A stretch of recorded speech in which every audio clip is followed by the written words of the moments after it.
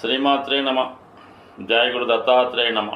ఈ వీడియోలో మనం కుంభరాశి వారికి ఫిబ్రవరి 23 నుంచి మార్చి 1 మధ్యలో జరగబోయే వార ఫలాలు తెలుసుకుందాం.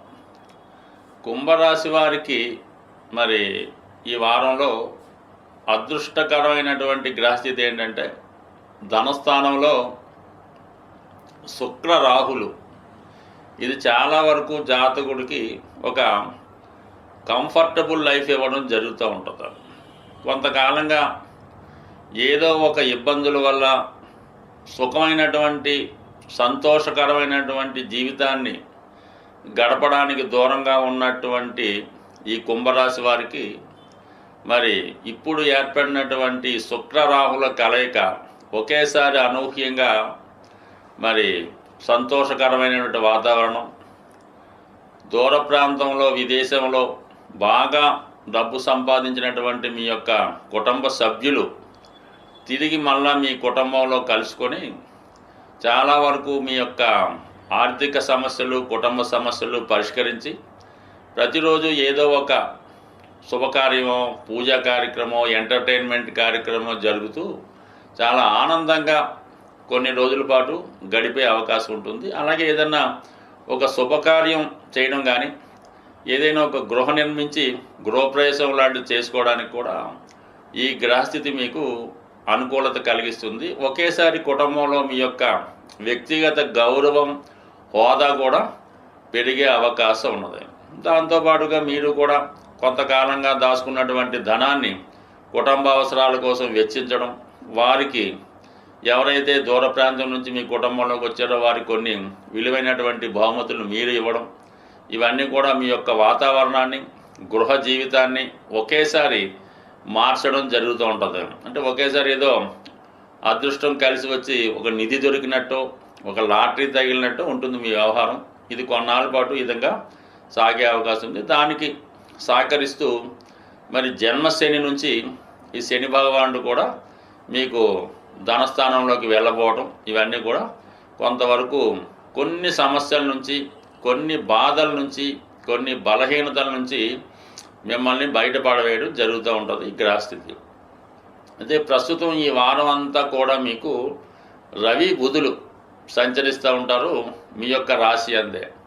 పంచమ సప్తమాధిపతులుగా ఉన్నటువంటి వీళ్ళు రాశిలో సంచరించడం వల్ల ఒకవేళ గతంలో మీరు ఏదైనా ఒక వివాహ ప్రయత్నం చేసి కానీ, లేదంటే ఎవరినైనా ఇష్టపడి కారణాంతరాల వల్ల ఆ లవ్ బ్రేకప్ అయి వాయిదా పడి ఉంటే చాలా కాలం తర్వాత మళ్ళా మీరు కలుసుకొని మళ్ళా మీ యొక్క పాత బంధాన్ని దగ్గర చేర్చుకొని మళ్ళా వివాహం మీద మీకు ఆసక్తి పెరగడం కానీ, ఎవరైతే లేట్ మ్యారేజ్ కొరకు ఎదురు చూస్తున్నారో అంటే 36 సంవత్సరాలు దాటిన తర్వాత కూడా ఈ కుంభరాశి లేదా లగ్నంలో వివాహం జరగకుండా ఉన్నవాడికి ఈ సమయంలో వివాహం జరిగే సూచనలు కూడా చాలా వరకు ఈ గ్రహస్థితి చెప్పడం జరుగుతుంది. కాబట్టి ఏదైనా ఎప్పటికైనా మీరు పెళ్లి ప్రయత్నం చేసుకొని మీ యొక్క పెద్దవారి యొక్క ప్రయత్నానికి మీరు కూడా అంగీకరిస్తే ఈ కుంభరాశి లగ్నం వారికి మరి ఈ సంవత్సరంలో ఎస్పెషల్లీ ఈ సమయంలో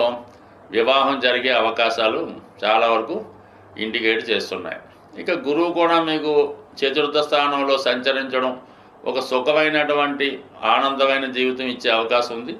కొంతమంది వారి యొక్క స్థితి బాగుంటే ఒక సొంత గృహం కూడా ఏర్పాటు చేసుకొని మీ యొక్క ఇండివిజువల్ లైఫ్ ప్రారంభించడానికి ఈ గ్రహస్థితి చెప్పడం జరుగుతూ ఉంటుంది. సో ఇవన్నీ బాగున్నప్పటికి కూడా మీరు ఈ స్పెక్యులేషను, షేర్ మార్కెట్, జోదం జోలికి ఎట్టి పరిస్థితుల్లో కూడా వెళ్ళొద్దు. పంచమ స్థానంలో ఉన్నటువంటి కేతు మిమ్మల్ని ఆశకి పులిగొల్పి చివరికి నష్టం వచ్చే అవకాశం ఉంది. అయినప్పటికీ కూడా మీకు భూములు, స్థిరాస్తులు లేదా అన్నదమ్ములు ప్రభుత్వం ద్వారా అనూహ్యంగా కొంత సహకారం, ఆదాయం కూడా లభించే అవకాశం ఉంది. స్వస్తి. సాధారణంగా మరి ఈ వార ఫలాలు ఫాలో అవుతున్న వారికి గ్రహస్థితి నుంచి, గ్రహాల యొక్క శుభ అశుభ ఫలితాల నుంచి మీకు అనుకూలంగా రావడానికి ఈ వారంలో వస్తుంది మహాశివరాత్రి. మరి ఆ రోజు విధి విధానంగా ప్రతి ఒక్కరూ కూడా ఏదో పెద్ద పెద్ద క్షేత్రాల్లో ఉన్నటువంటి శివలింగాన్ని మాత్రమే దర్శించాలి అనుకోకుండా మీకు సమీపంలో ఎక్కడ ఏ రూపంలో ఉన్నా కేవలం శివాలయంలోనే కాకుండా మిగతా దేవాలయాల్లో ఉన్నటువంటి శివక్షేత్రాలు శివలింగాల్ని ఏదో ఒక విధంగా మీరు ఆ రోజులో ఎప్పుడో ఒకడు, అది మిడ్ నైట్ కానీ ఎర్లీ మార్నింగ్ కానీ మధ్యాహ్నం కానీ ఆ రోజు కంపల్సరీగా దర్శించుకోవడం మంచిది.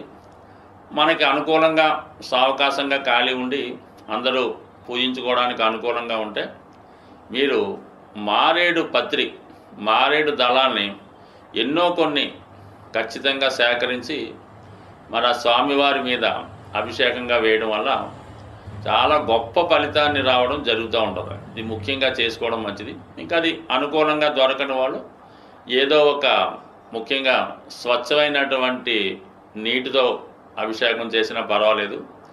ఏదైనా అభిషేకం చేసినప్పుడు కామన్గా ఈ ప్లాస్టిక్ కవర్లు అలా కాకుండా చక్కగా ఒక మంచి పాత్రలో మనం ఏదైతే అభిషేకం చేస్తామో ఆ ద్రవ్యాన్ని నింపి దానితో అభిషేకం చేయడం మంచిది.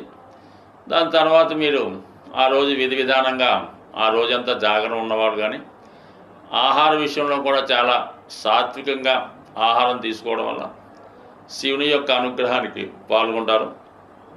అదే రోజు శివరాత్రి రోజు ఒక అద్భుతమైనటువంటి రెమెడీ మనకి ఈ నాడీ గ్రంథాల్లో రాయడం జరిగింది.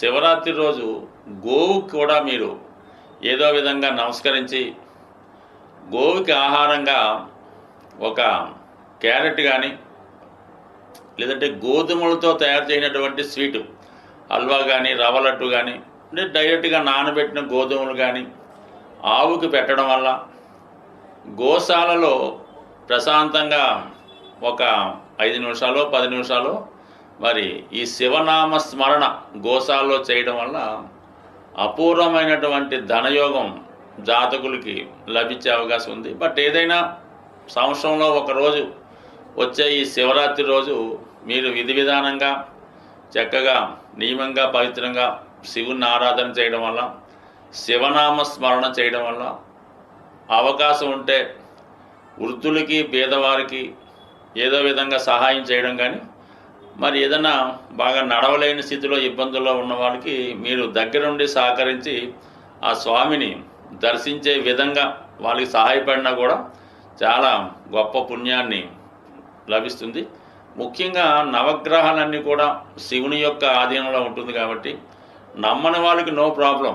ఎవరైతే శాస్త్రాన్ని నమ్ముతారో గ్రహాల్ని విశ్వసిస్తారో వారు ఈ శివరాత్రి రోజు చక్కగా స్వామిని దర్శించడం వల్ల చాలా చక్కని ఫలితాన్ని మీరు పొందే అవకాశం ఉంటుంది. స్వస్తి.